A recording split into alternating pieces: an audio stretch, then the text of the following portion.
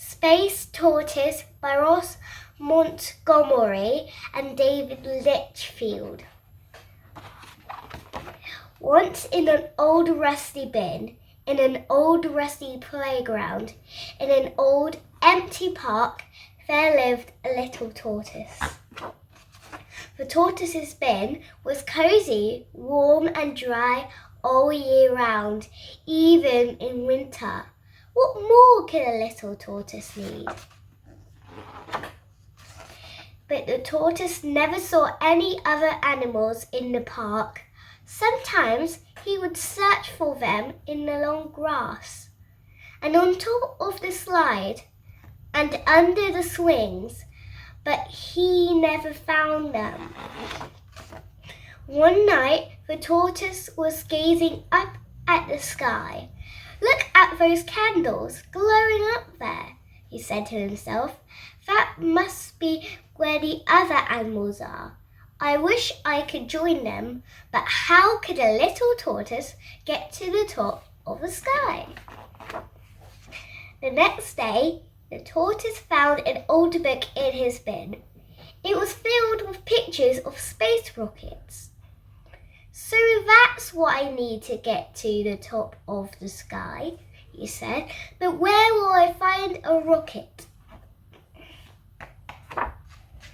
The tortoise peeked out of his bin, and there, right in front of the moon, was a rocket.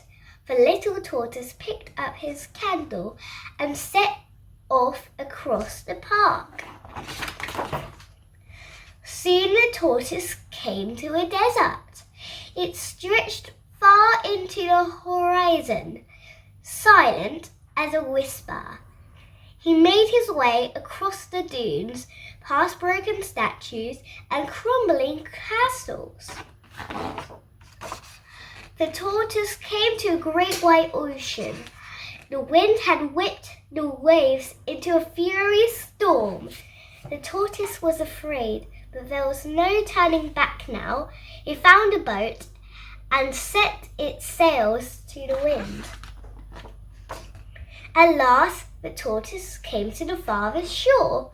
There was a rocket right in front of him.